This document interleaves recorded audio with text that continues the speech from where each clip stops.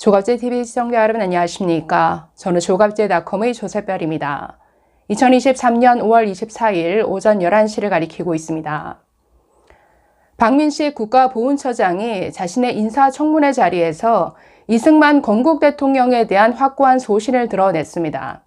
그동안 좌파 진영에서 이승만 대통령에 대해서 정말 폐륜적 공격을 많이 해왔죠. 항상 거짓 선동을 해오고 또 박정희 전 대통령에 대해서도 아주 폄훼하는 발언들을 많이 해왔는데 이에 대해서 번번이 국민의힘 인사들은 논쟁을 피하거나 아주 무기력한 모습만 보여왔습니다.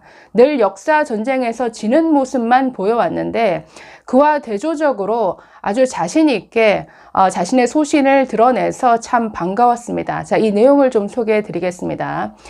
자, 지금 국가보훈처가 부로 승격이 됐죠. 그래서 현 국가보훈처장이 장관 후보자가 되었습니다. 그래서 지금 인사청문회가 며칠 전 국회에서 열렸는데 자, 이 자리에서 이승만 기념관을 야당 측에서 걸고 넘어졌습니다. 지금 국가보훈처가 이승만 대통령 기념관 설립을 추진하고 있는데 너무나 당연한 조치 아닙니까? 아니, 어느 나라가 건국 대통령에 대해서 기념하는 기념관 하나 없는 나라가 어디 있습니까? 그런데 이런 기념관 건립 추진에 대해서 야당 의원들은 일제히 걸고 넘어졌습니다. 민주당의 강병원 의원은 부정선거로 쫓겨난 독재자에게 무슨 기념관이냐? 자, 또 다른 김성주 의원은 이승만 대통령은 민주주의 유린자다라고 발언했습니다. 자, 급기야 경기 동부연합 출신의 진보당 강성희 의원, 여러분, 경기 동부연합은 이석기가 있었던 곳이죠. 한때 대한민국의 전복을 꿈꿨던 내란 선동 단체 아니냐 지금도 의심받고 있는데 아니 이런 단체 출신이 감히 이승만 대통령에 대해서 뭐라고 했느냐, 내란 목적으로 살인죄를 저지른 수괴다라고 이렇게 표현했습니다. 4.19 혁명 때 계엄령을 내린 게 그게 내란이고 내란 목적의 살인죄를 저지른 것이다 이렇게 발언한 것인데 완전히 폐륜적인 발언이죠.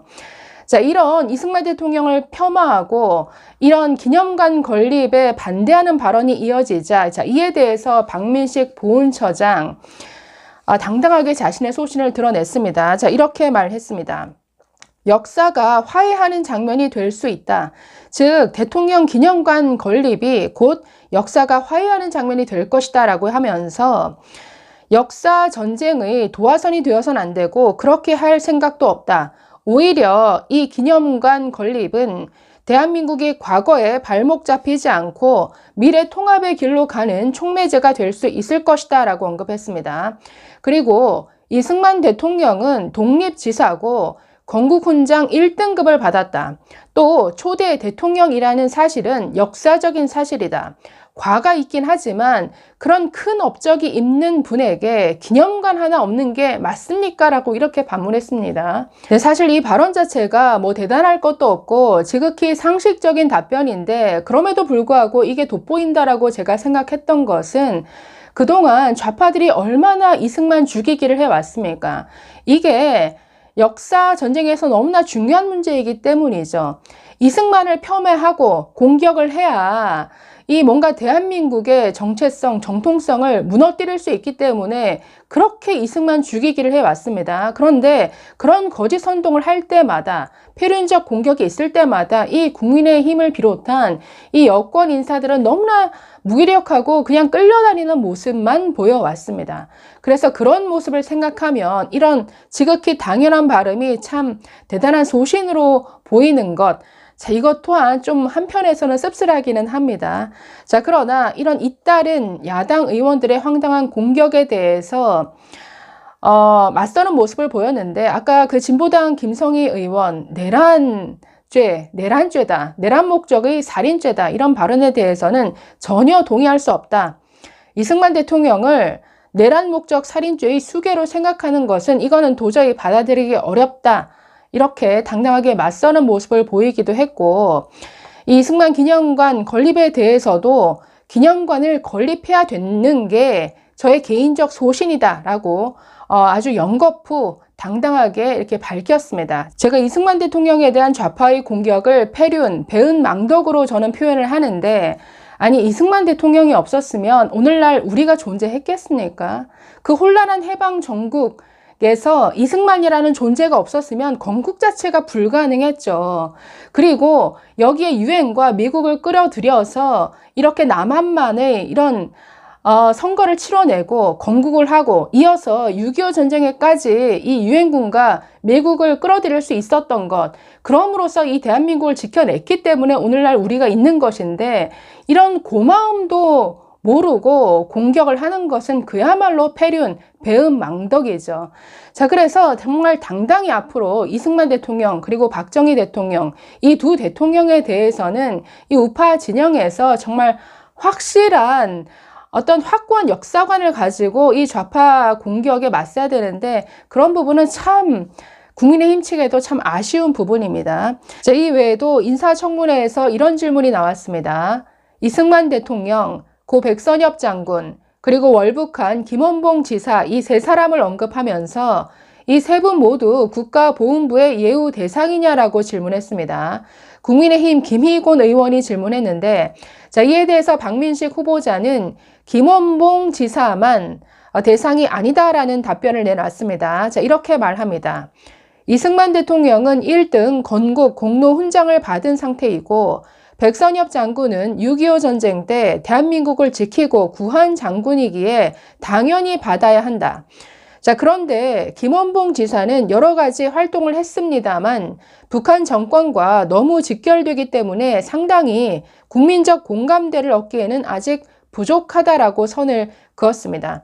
자, 김원봉 독립운동 잔체인 의열단 만들어서 또 조선 의용대 조직해서 독립투쟁 열심히 했죠. 그러나 월북했습니다. 그래서 지금 이 김일성 정권 수립에 기여한 1등 북한으로서는 1등 공신이죠. 그래서 6.25 전쟁을 일으키는데도 아주 큰 역할을 한 사람이기 때문에 이런 자에게 어떻게 대한민국이 국가유공자로 대우할 수 있느냐, 이런 논란이 늘 있어 왔는데, 이 김원봉에 대해서는 과거 이 문화일보와의 인터뷰에서도 박민식 처장이 아주 소신을 밝힌 바 있습니다. 자, 작년 저 문화일보 인터뷰 기사에서 이렇게 말했습니다.